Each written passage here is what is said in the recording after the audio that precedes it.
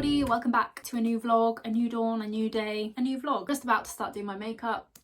Apparently that's good for your skin if you like tap. I see those people sometimes, the face gym stand at, is it Harvey Nicks or is it Selfridges? And they're literally slapping people's faces. Apparently it's really good for circulation, I don't know.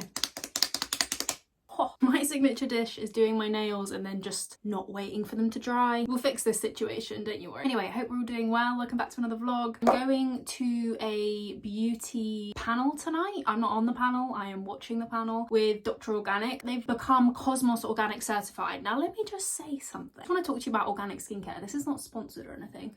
Oh no. I should not have slapped myself in the face. Lesson learned. This is the e.l.f. Power Grip Primer. I haven't tried this yet, so and I hear great things. Oh, she's sticky. I hear this is a dupe for that Milk Hydra Grip. I've spoken to you guys before about natural beauty, green beauty, clean beauty and all that, and how I've kind of sort of moved away from it as a label. It's not that I don't like brands that label themselves as that. It's more so just doesn't really faze me if a brand is natural or not. And I feel like organic, I'm using their pink one with niacinamide on this side just to see if there's any difference. Doubt there will be, but I kind of lumped organic in the same category as greenwashing.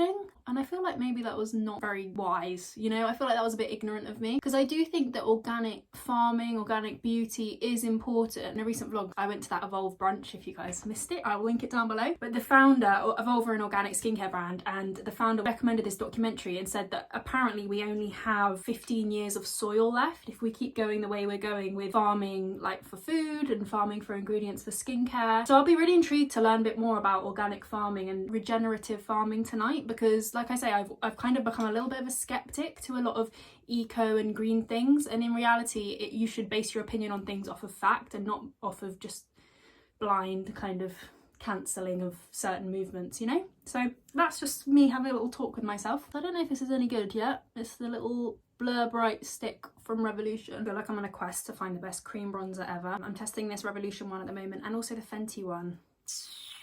Which should we go for? I picked both of these up when I had a little bit of a tan, so I have a sneaking suspicion that neither are gonna work. The shade Macchiato. I love the Fenty cream products. The Fenty cream blush, mother may I. Guys, I watched a really good scary movie the other day that if you like scary movies, I recommend you watch. I like watching scary movies on my own, which I know is a little bit odd, but that's because I like to, you know, there's always those bits that you know a jump scare is coming, like you know something's gonna jump out, you know something's gonna come around the corner. I like to put the music off and then just either sing to myself or like play some Taylor Swift on my phone, like something that's very non-scary. I'll have it on at the same time, so then I can still experience the movie and find out what's going on, but it doesn't leave me like rattled. It's by the creators of The Grudge and It, and it actually has the guy who plays Pennywise in it, who is a creepy actor. I have not seen him play a character that is not creepy. And also it's got Genslinger from New Girl. Genslinger. You don't even want to know how many of these concealers I have in front of me. You guys know this is my number one OG, and people kept messaging me saying that it's being discontinued, so I ordered multiple shades. The thing is, I don't think they are discontinuing it. It's Revolution Pro. I don't think they are. I think maybe they're just delisting it in certain Superdrug stores, so you might just have to order it online, but I don't think they're discontinuing it. The people love it. Also, I forgot to say, the restaurant tonight. Did I explain what's happening with Dr. Organic, or did I go off on a tangent? I think I went off on a tangent. Dr. Organic are putting on a panel, I think, to talk about the launch of this Cosmos certification, which didn't actually mean anything to me, and I think it's a sign that they need to kind of educate people on why Cosmos is important. That's why I'm intrigued to learn more. I mean, I've actually looked into it myself since getting the invite, but Cosmos is basically like what Leaping Bunny is for cruelty-free. Like Cruelty-Free International have a Leaping Bunny certification, so it's just like a way to actually guarantee a product is genuinely organic, and it doesn't just have like one ingredient in that is organic. The whole thing, or at least I think it's 95% of the makeup of the product has to be organic, and I think their full line is now organic. So we will learn more about what that means and whether it's a good thing. I'm guessing they're going to tell us it's a good thing because they're putting on the brunch. I am enjoying this Hydra Bright blush, but I would say it's a lot nicer. This is one of those that's like, is it a dupe for Charlotte Tilbury's blusher? It's a bit intense, I would say. I actually took all of my makeup off and started again because it just wasn't giving, and that's the issue with trying new products, a combination of new products. I just like my tried and tested makeup routine. I'm gonna review these in a separate video, but I'll link it down below. These Revolution products because a lot of people say they're dupes for the Charlotte Tilbury products, but I have some thoughts. So anyway, I thought I would show you in my secret cupboard. I basically signed up to a subscription service, not a subscription service, it's like a rental monthly thing. You don't have to do it every single month, but if you do, you pay £39 a month and you get to try 3 different items, or I think if you want 5 different items you can pay £59, but that's like all the cleaning and everything included, so it's a lot more affordable than other rental platforms that I've seen. I was gonna wear this today, but it's so thin and lightweight, but in a good way. Like if it was a hot summer's day, this would be ideal. This is Realization Par, which I was so chuffed to find on the website, because it's quite a good way to try these kinds of brands, see if you like the sizing, the fit before you order something, if you want to invest. Is it a bit much, or should I wear this? I might try it on. It's quite cold today. The sun's just come out, but it's freezing cold. I didn't really get February suitable clothes, or March. We're in March now. This dress is originally from And Other Stories. They also have like whistles on there. This is not sponsored. I just can't believe I found a brand that does affordable rental clothes that are good quality. It's just like a lovely cottagecore kind of dress. And the third item I've borrowed is this bad boy. Maybe I'll wear this today. God, did someone say Cookie Monster? Maybe I'll wear this. Here we go. Apricity. This is a zero waste restaurant. I can't remember if I said that earlier, but here we are. Oh my gosh, this restaurant is gorgeous. I mean, I think it's pretty expensive, but it was very fancy, all like seasonal produce. It's a low waste restaurant. It's not completely vegan, but obviously everything I ate was vegan. This butterhead lettuce looked so odd, but it tasted amazing. It was so salty and umami. I really enjoyed everything actually, even this mushroom main, which I don't love mushrooms, and I really enjoyed this. And also this kind of pumpkin and hogweed praline thingy-majig. And we kind of ate alongside the panel, so sorry if you can hear eating noises. Firstly, from the business development manager at the Soil Association, just explaining who they are and what Cosmos is. So Soil Association certification is the UK's leading organic certifier. We certify to the international Cosmos. We are a founding member of the Cosmos standard. It's the largest international standard for organic cosmetics and personal care, and we're actually the only UK-based certification body that certifies to that standard. Next we have the brand director of Dr. Organic talking about the changes they've made to their packaging. Looked at all of our packaging, which I think we'd all agree, you know, for consumers these days, what the product is packaged in is just as important as the quality of the product that they want to use. So we've looked at our entire portfolio. We've ensured that everything is recyclable. We've also then taken a big step to move to recycled material, particularly on our plastic portfolio. Where we can reduce our plastic waste, we have. So one of the big changes that we've made is all of our shampoos, conditioners and body washes, which are our highest volume products. There's everyday essentials that people use every day. We've really focused there on how we can really make the biggest impact. And we've moved all of that plastic over to 100% recycled ocean-bound material. That means just us as a business, we're going to actually reduce the amount, over 40,000 tonnes of plastic will not go into the supply chain. And then last but not least, we have the CEO of the British Beauty Council. We were talking a little bit about greenwashing, and she's sort of talking through the fact that brands have a big part to play in counteracting greenwashing and educating consumers on what these different labels mean. There has been some attempt from the CMA to sort of manage marketing buzzwords around greenwashing and to sort of bring in legislation, but I think that essentially it really is our job to educate consumers so that they understand what certifications mean, what those symbols on the back of the products mean.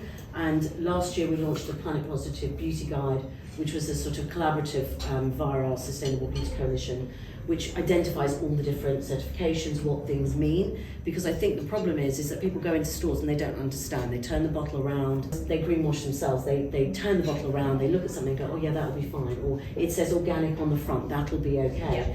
So it's our job as industry to educate the consumer. Yeah. It's the consumer's job to look at the certifications on the back and understand what they are. We've made it really simple with this downloadable sort of tool that you can use, carry with you and have on your phone so that you can actually identify what those are. Cosmos is obviously very important in terms of organic, recognising an organic product. And I think that the term greenwashing will morph a little bit, maybe blue washing, and you know, there's a lot of talk about social sustainability, so I think the term will change, because I think we are, yes. Blue washing is, there's a lot of talk about the oceans, there's a lot of talk about social sustainability, about the people, the supply chain, the people, and where we're going with greenwashing. We've talked about green for a long time. Okay. And I think that there is a lot of, I think the younger generation are very concerned about the ocean. There's a lot of areas that are really important in this whole sort of conversation. There's the soil, the stuff that what we grow the product in. There's obviously big talks about plastic. And I think the ocean is a key driver in where we go next. Ever so lovely. Friendly faces, left, right and centre. So it was really good. The food was so good. I mean, we ate quite late, but I did have a bowl of porridge at about 4 p.m, so that tied me over. I'm gonna head back now, I think. It was just so lovely. We had a really good chat about content, about like staying true to yourself on Instagram and, you know, not selling out to brands and things like that, or brands that you don't align with ethically. And also obviously learned a lot about organic beauty, which I'm gonna reflect on and I'll catch you up on in due course, maybe when I get home, because I need to hop on the tube. But yeah, it was really interesting because, like I say earlier, I was kind of umming and ahhing. Is it greenwashing? Is it not? Okay, can't get into the tube there. Go around the corner. And just like that, I'm in bed, in my snood, ready for sleep. Every morning, it's a race against time. Who can get there first? Do I make my bed first? Or if I get up and go make a cup of tea, this little fella makes himself at home. So naturally, I can't make my bed if he's snuggled up and cozy. That's just not fair. I thought I would just touch base with you after last night. I feel like I learned a lot, but it was a lot of information to take in. My mind was wandering and I was getting distracted, and we were also eating at the same time as the panel was going on. There was a lot to focus on. This is a pimple patch, by the way. Interesting things I learned are that the organic, like Cosmos accreditation, they also they take into account a lot more things than I thought they would. It's not just how the ingredients are grown and sourced, it's also whether there's microplastics in the formula, for example. There are so many beauty products that have microplastics in that don't actually declare that, so you wouldn't know you're putting microplastics on your skin. Also the fact that it gets washed down the drain at the end of the day. I do feel like Cosmos themselves need to do, maybe it's Dr. Organic, maybe it's Cosmos, maybe it's the Soil Association, maybe it's all of those, you know, B Corp as well, which they're not B Corp certified, but that's another similar kind of accreditation. I just feel like they need to do a bit of marketing. The average consumer doesn't know what B Corp means. The average consumer doesn't know what Cosmos is. But yes, there's a niche portion of consumers that are into cruelty-free beauty and into organic beauty and things like that, and are quite conscious about what they're buying. But a lot of people, like my friends, for example, are not really that into beauty, and they ask me for recommendations for like vegan beauty products, vegan skincare and whatnot. They would do their best. They would pick up a product. If it said cruelty-free on the back, they would just buy it. But it might be Max Factor, you know, it might be a brand that isn't cruelty-free, but they call themselves cruelty-free and there's no legal regulation around it. And that's what these labels are for. That's what Cosmos is for. That's what Leaping Bunny is for. It's like a stamp of approval from a third party saying this is genuinely what it's claiming to be. It's genuinely sustainable. It's genuinely cruelty-free.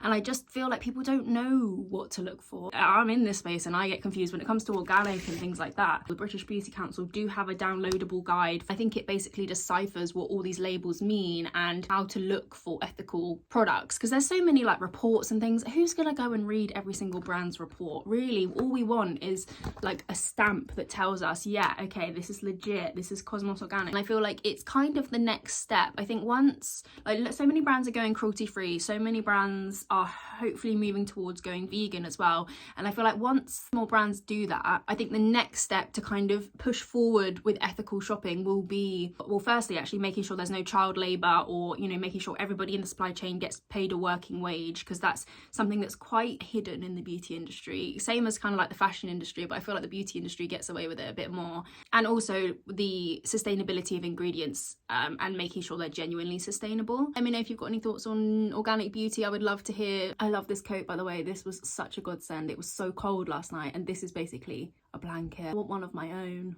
Oh well, I have to give it back at the end of the month, but that's the beauty of circular fashion. You treasure it for a bit and then you give it back. It's actually been a few days since I filmed the outro to this video, even though I've got stickers on my face still. They're different stickers. When I filmed this outro, I was so tired because it was the night after the Dr. Organic event, and I may have had a couple of glasses of wine, and I may not be able to process wine very well at the ripe old age of 27. So I thought I would just kind of round this video off and also mention, I forgot to even talk about the skincare. This is not sponsored. I did work with Dr. Organic on my Instagram, but this is not sponsored at all. It's just a vlog and a discussion about organic beauty. But I really like their face creams. This one in particular is nice. I like the rose one as well. They're just really gentle, decent creams, and for organic skincare, they're really not that expensive. You see, I have actually been using it.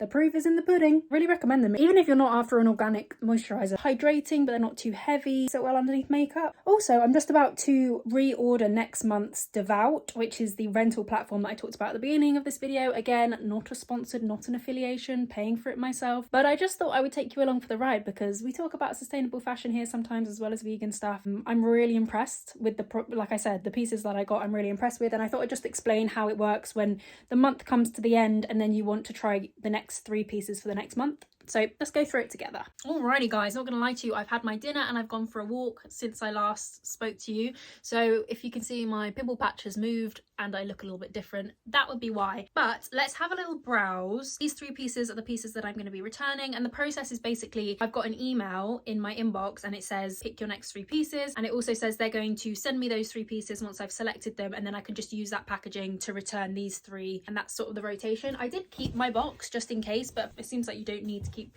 the box. And then in terms of the pieces that I'm gonna get, because I love this, but they're not very February appropriate. I think I just got a little bit overexcited at the novelty of being able to rent clothes and try these brands that I didn't think logically. I've also gone through on my website and I just had a little look, favorited the items that I liked, and they all go into your wardrobe area. I have tried to be a little bit adventurous with the things I've selected, and I've tried to kind of look at other brands as well. So like House of Sunny, Hockney Dress is on there. They also have some independent designers on there. Guys, I've been doing this for about 2 hours. This is what I'm having. This is what I'm picking, and I'm gonna check the pockets. Someone tell me why that took so long. The choice is just too much. It's a curse more than a blessing. If that was useful, let me know. I can go into like more detail once I've tried it for a few months, let you know my overall thoughts on the experience, the subscription. I'm gonna go to bed because it's quite late now and I'm quite tired. Also, I got a lash lift this weekend and I'm not wearing any mascara. It's really cut down my get ready time. I don't have anything in my eyebrows either. I got an eyebrow tint. I don't get beauty treatments done because a lot of them aren't vegan or cruelty free, but I found a place that does vegan and cruelty free treatments in London. I'll talk about it in an upcoming video because I have things to discuss, but I really like the lashes in particular. Yeah, I'm gonna go to bed now. Goodbye, farewell, hopefully see you very soon. Bye.